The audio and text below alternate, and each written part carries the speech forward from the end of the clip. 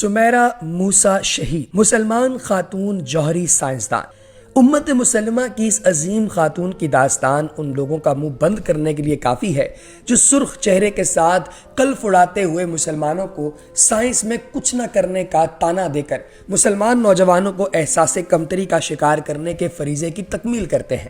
اور یہ کہانی ان کی آنکھیں کھولنے کے لیے کافی ہے جو مسلمانوں اور اسلام کے خلاف سازشوں کے وجود سے انکاری ہیں۔ سمیرہ موسیٰ مصر سے تعلق رکھنے والی جوہری سائنسدان تھیں۔ وہ جوہری سائنس کے پرامن مقاصد خاص طور پر بیماریوں کے تدارک کے لیے استعمال کے لیے کوشاں تھیں۔ وہ خطرہ تب بنی جب انہوں نے سستی دھاتوں کے ایٹم توڑ کر کم خرچ جوہری بم بنانے کی مساوات وضع کی۔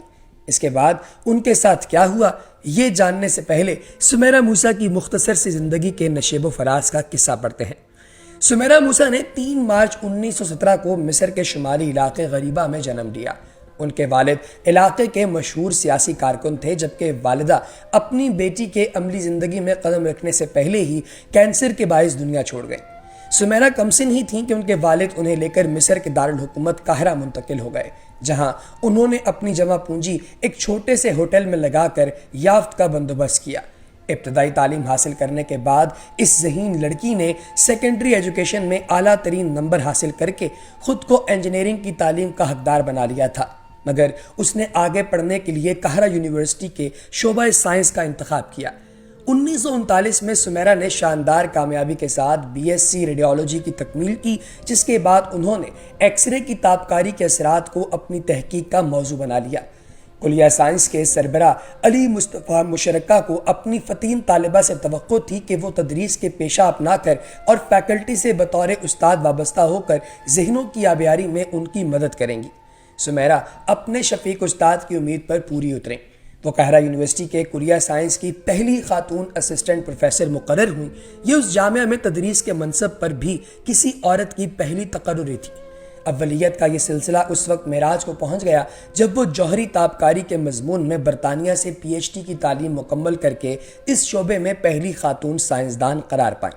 سمیرہ موسیٰ جوہری طاقت کے پرامن مقاصد کے استعمال پر یقین رکھتی تھیں اور اس نظریے کے پرچارک تھیں۔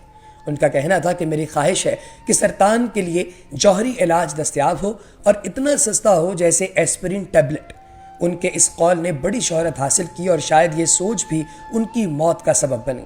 اپنے تصور کو عملی جامہ پہنانے کے لیے انہوں نے سخت محنت کی اور ان کی تحقیقی سرگرمیوں کا محور یہی سوچ بنی رہی۔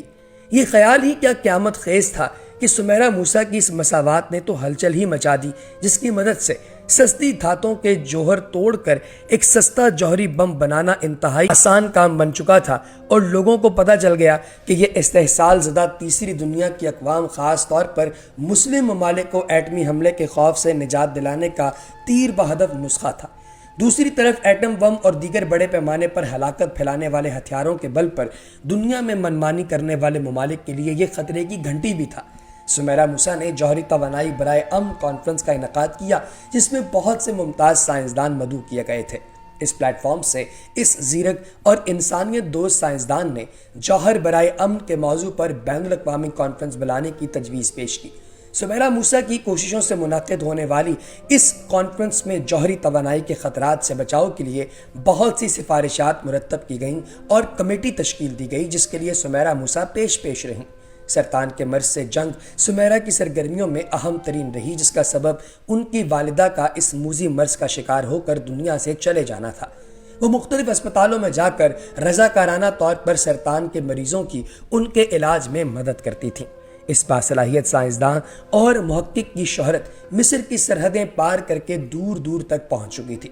جوہری سائنس میں بے مثال کامیابیوں کی بنا پر سمیرہ موسیٰ کو 1950 میں امریکہ کی فل برائٹ اسکالرشپ ملی اور انہیں امریکن ریاست میزوری کی سینٹ لوئس یونیورسٹی میں تحقیقی سرگرمیوں کے لیے مدعو کیا گیا اور وہ وہاں جا کر اپنا کام کرنا شروع ہو گئے۔ دوستو، یقیناً آپ سوچ رہے ہوں گے کہ میری اگلی بات یہ ہے، لیکن دوستو ایسا نہیں ہے۔ امریکہ سے جو ان کو مدعو کرنے کی دعوت آئی تھی اور جو امریکن نیشنلٹی جو ہے اس کی نے پیشکش کی گئی تھی، انہوں نے اپنے پیروں میں رکھ کر اس کو لات مار دی، اس کی خاطر لوگ امریکنز کے پیروں میں پڑ جاتے ہیں۔ انہوں نے یہ پیشکش رد کرتے ہوئے کہا کہ میرا ملک میرا انتظار کر رہا ہے۔ امریکہ میں قیام کے بعد وہ وطن واپسی کی تیاری کر رہی تھیں کہ انہیں کیلیفورنیا کی کچھ جوہری تجربہ گاہوں کے دورے کی دعوت دی گئی۔ وہ پہلی غیر ملکی ہوتیں جو امریکہ کے ان حساس مقامات تک براہ راست رسائی حاصل کر پاتیں۔ اس دعوت پر امریکہ میں نسل پرستانہ اور منفی رد عمل سامنے آیا۔ بتایا جاتا ہے کہ 5 اگست 1952 کو وہ کیلیفورنیا کے لیے روانہ ہوئیں۔ راستے میں ایک وادی سے کچھ پہلے ان کی کار کسی پراسرار حادثے کا شکار ہو کر 40 فٹ گہرائی میں جا گری اور وہ فوری طور پر جاں بحق ہو گئیں۔ مگر کار کے ڈرائیور میں کہا جاتا ہے اس کے بارے میں کہ وہ کار کے گرنے سے عین پہلے چھلانگ لگا کر بچ گیا، لیکن کچھ پتہ نہیں چلا کہ وہ کہاں گیا۔ سمیرا کو بدو کرنے والی فیکلٹی کا کہنا تھا کہ انہیں لانے کے لیے کوئی کار نہیں بھیجی گئی تھی، جبکہ ڈرائیور کی شناخت بھی جعلی تھی۔ اس سانحے پر شکوک و شبہات کا اظہار کیا گیا۔ ڈرائیور کا لاپتہ ہونا صاف بتا رہا تھا کہ سمیرا حادثے کا شکار نہیں ہوئی، بلکہ انہیں باقاعدہ سازش کے تحت قتل کیا گیا ہے۔ مگر جس سائنسدان کی امریکہ میں اتنی آؤ بھگت کی گئی اور جسے امریکہ اپنی شہریت دینے کے لیے بےتاب تھا، اس کی پراسرار موت کا معاملہ دبا دیا گیا۔ مصر کے آن لائن اخبار ایپیجیٹ انڈیپینڈنٹ پر دستیاب امارات کی ویب سائٹ البیان سے لے کر شائع کی جانے والی رپورٹ کے مطابق سمیرا کے قتل کی سازش میں نمایاں ترین کردار مصری اداکارہ راقیہ ابراہیم لیوی کا تھا۔ مصر سے تعلق رکھنے والی یہ جو اداکارہ ہیں یہ یہودی اداکارہ تھیں، اور اسے اسرائیل کے ساتھ وفاداری سے باز نہ رکھ سکنا ہی ان کی موت کا سبب بنا۔